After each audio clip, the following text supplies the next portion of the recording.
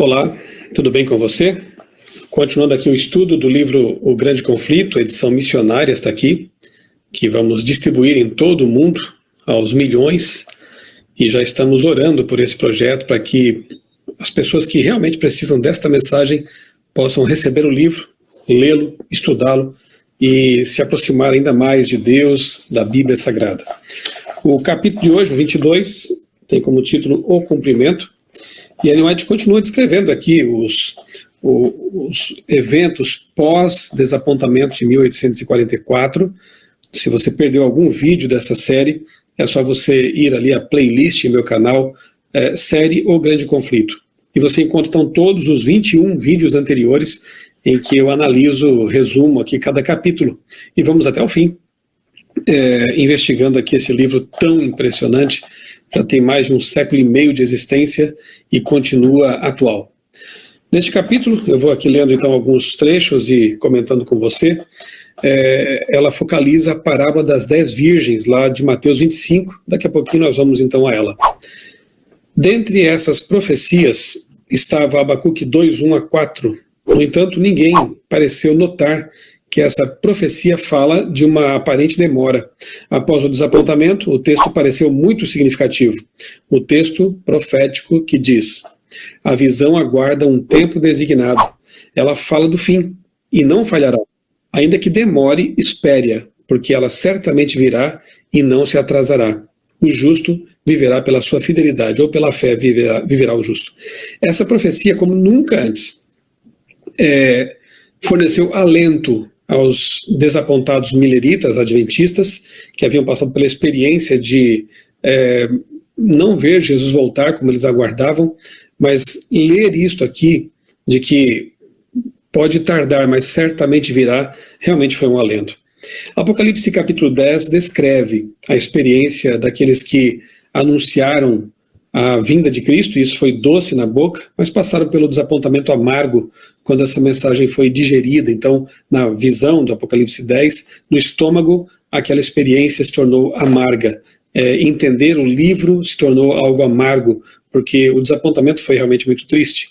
Mas o verso 11 ali do capítulo 10 terminava o capítulo dizendo o seguinte: depois do desapontamento, depois da amargura, é dito ali no texto: importa, é necessário que você ainda profetize a muitas nações, tribos, línguas e reis.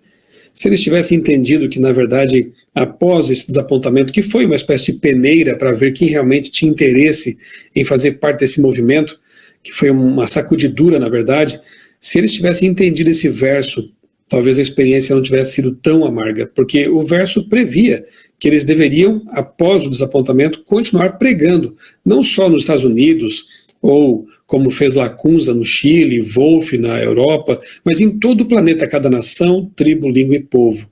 E eu louvo a Deus porque hoje a Igreja Adventista do Sétimo Dia, herdeira desse movimento adventista milerita, ela está presente em praticamente todos os países do mundo. E nossos meios de comunicação, como TVs e rádios, a internet, têm alcançado aqueles que aparentemente eram inalcançáveis. A parábola das 10 virgens de Mateus 25 também ilustra a experiência do povo adventista. Aqui vemos a igreja dos últimos dias, sua experiência esclarecida por meio dos acontecimentos de um casamento oriental. Aqui vale a pena a gente falar um pouquinho sobre como eram os casamentos orientais no tempo de Jesus, porque daí a parábola fica ainda mais rica. Naqueles tempos, quando o rapaz queria casar com a moça, ele ia até a família da moça, ele então firmava um compromisso, o noivado, e voltava para sua casa, voltava para sua terra, se morasse em um local um pouco distante. E enquanto ele estava ausente, mas com o compromisso já firmado com a noiva, ela preparava suas coisas, seu enxoval, e ele preparava a casa, o local onde eles morariam. Então, preparava o lugar da futura habitação do casal.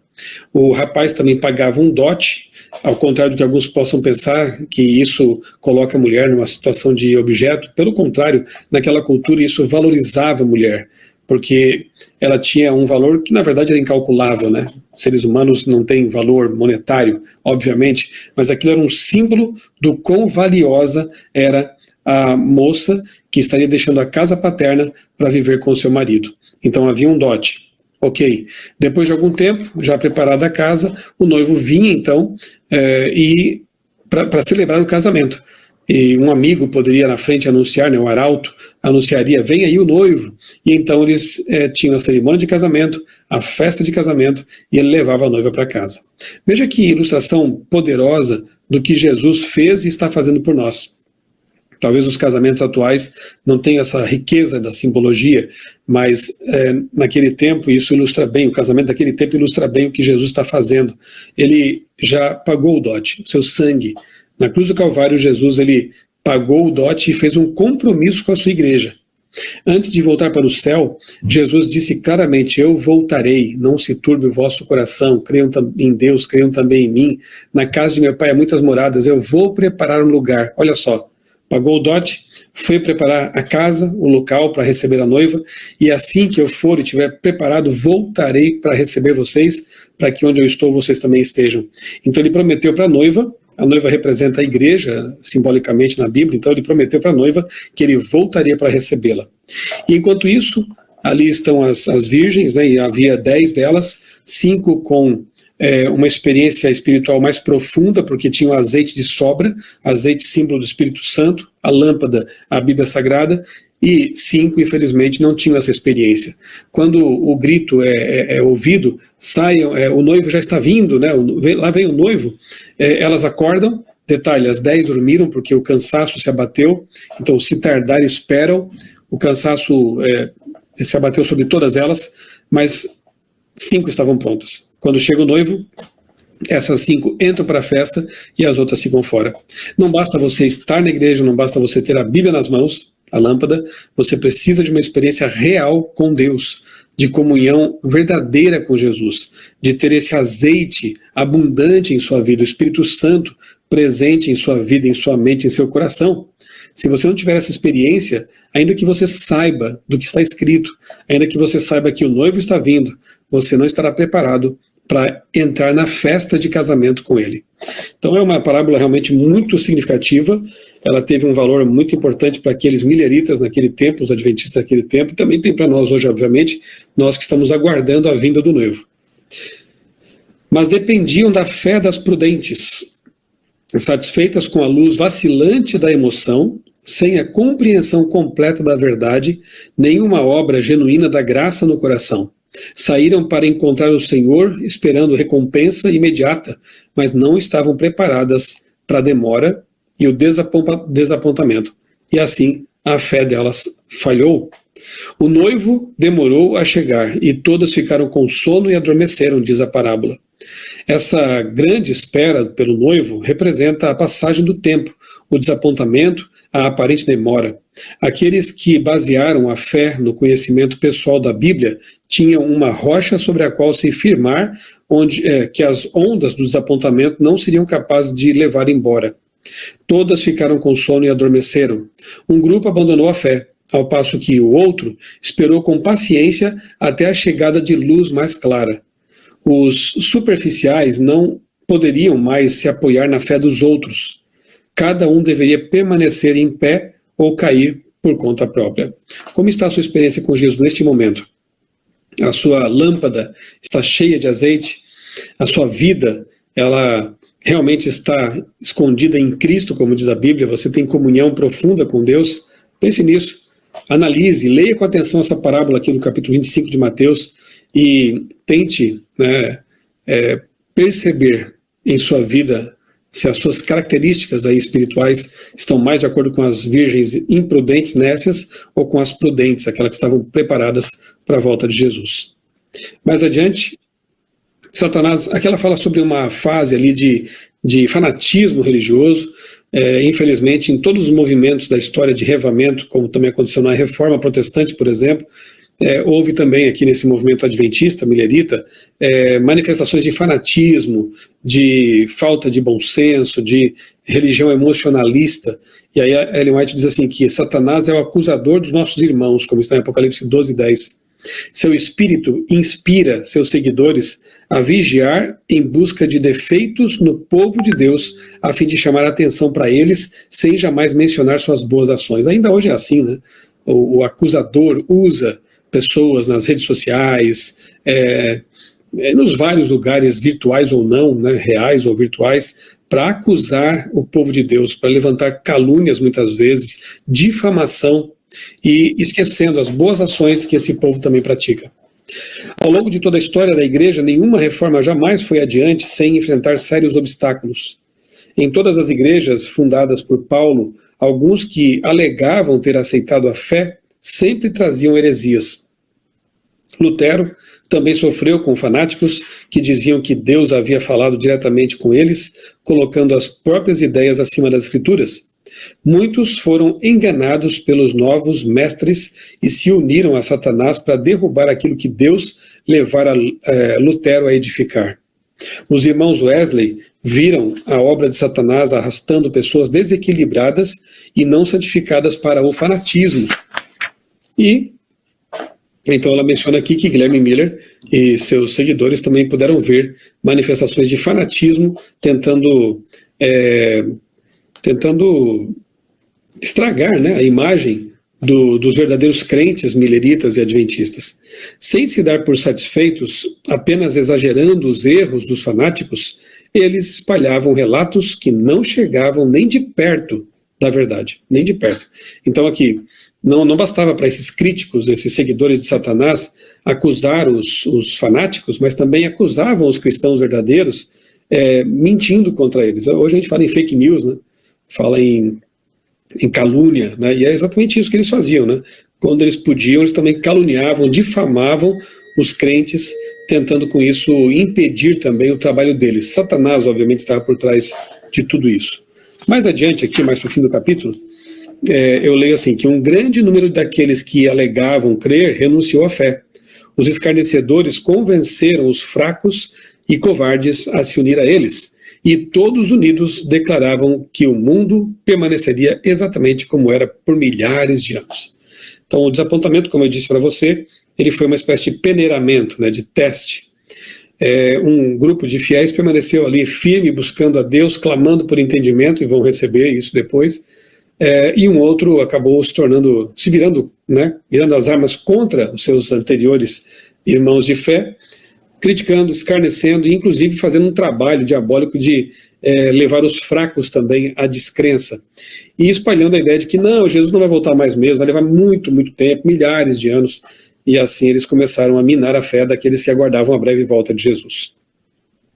Quando Jesus entrou triunfantemente em Jerusalém, seus seguidores acharam que ele estava prestes a subir ao trono de Davi e livrar Israel de seus opressores.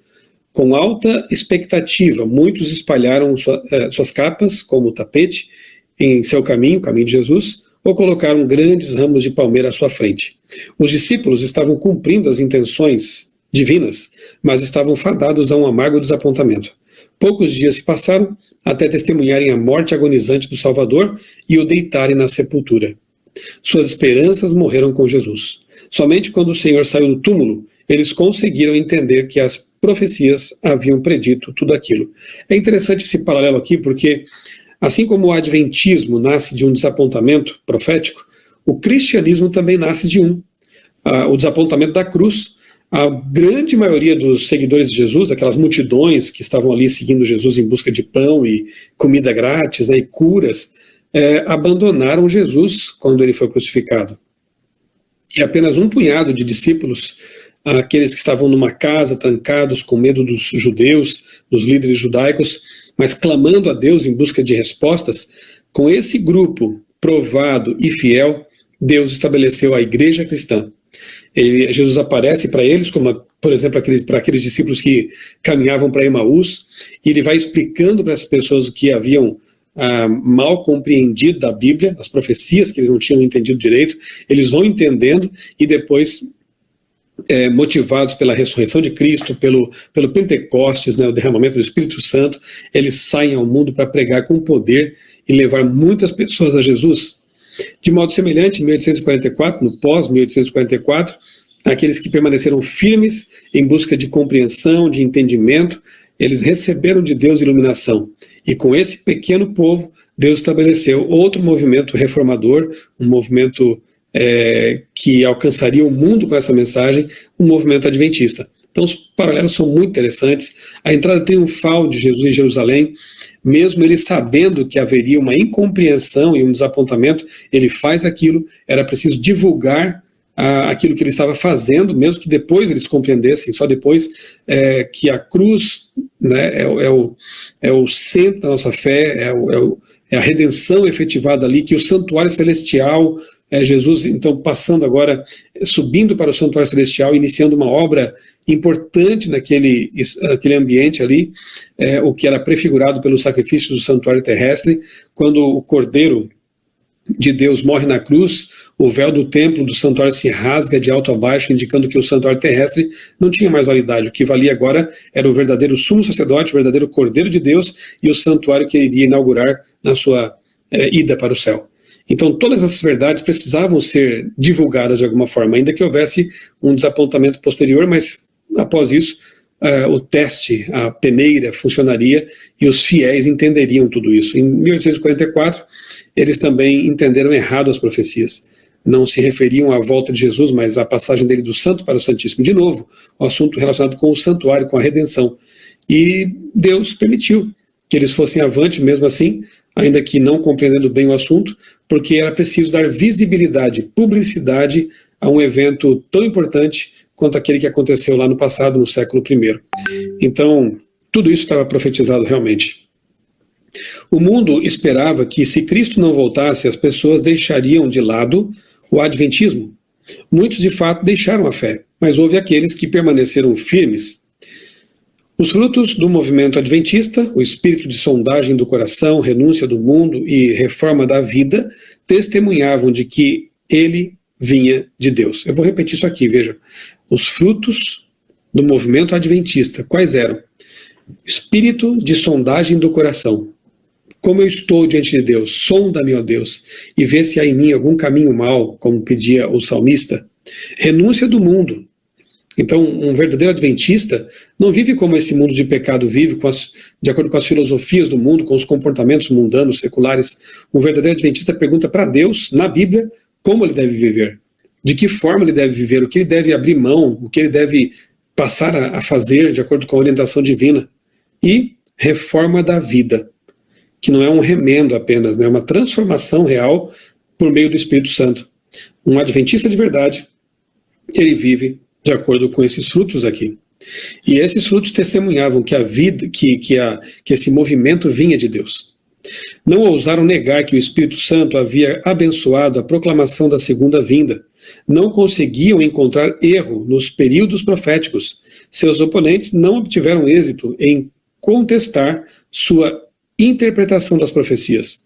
Não podiam concordar em renunciar às crenças que haviam chegado por meio de estudo fervoroso das Escrituras, em atitude de oração por mentes iluminadas pelo Espírito Santo e corações ardendo com o seu poder divino, vivo, as quais tinham resistido com firmeza aos argumentos de adversários cultos e eloquentes. E mais aqui para o final, Guilherme Miller expressou o sentimento daqueles que ainda confiavam que Deus os havia conduzido, mesmo após o desapontamento. Abre aspas. Minha esperança no retorno de Cristo está forte como nunca. Que bom que Miller ele permaneceu firme nessa esperança, né, e morreu pouco depois, firme na fé. Fiz somente o que senti ser meu dever, após anos de solene reflexão. Considerando apenas o fator humano, milhares foram levados a estudar as Escrituras por causa da pregação do tempo, e dessa maneira se reconciliaram com Deus por meio da fé e da aspersão do sangue de Cristo. Sim, muitas pessoas que passaram por aquele revivamento, aquela experiência millerita, se reconciliaram com Deus e se tornaram pessoas fiéis, verdadeiros cristãos por toda a vida. O Espírito de Deus permaneceu com aqueles que não negaram apressadamente a luz que haviam recebido, renunciando ao movimento adventista. E aqui ela cita mais uma vez Abacuque 10, 35 a 39, e eu vou encerrar então esse meu resumo do capítulo com esse texto. Por isso, não abram mão da confiança que vocês têm, ok? Não abra mão da confiança que você tem na volta de Jesus. Ela vai acontecer. Ela será ricamente recompensada com a vida eterna. Vocês precisam perseverar, de modo que, quando tiverem feito a vontade de Deus, recebam o que Ele prometeu. Pois em breve, muito em breve, aquele que vem virá, e não demorará. Mas o meu justo viverá pela fé. Enquanto Jesus não vem, vivamos pela fé, na confiança de que o que Deus prometeu Ele vai cumprir. E se retroceder, não me agradarei dele. Não volte atrás, não desista. Nós, porém, não somos dos que retrocedem e são destruídos, mas os que creem e são salvos. Seja parte desse povo que crê e será salvo. Não retroceda, não desista, persevere, mantenha viva a sua fé. Um grande abraço para você, Deus abençoe grandemente a sua vida e também a sua família. Obrigado, meu Deus, por esta palavra muito clara, muito bem explicada, meu Deus. Que nós possamos, Senhor, com a ajuda do Espírito Santo, seguir em frente e nunca desistir, nunca retroceder, porque nós estamos na igreja do Deus vivo, com o seu Espírito e sua promessa que se cumprirá. Em nome de Jesus. Amém. Amém.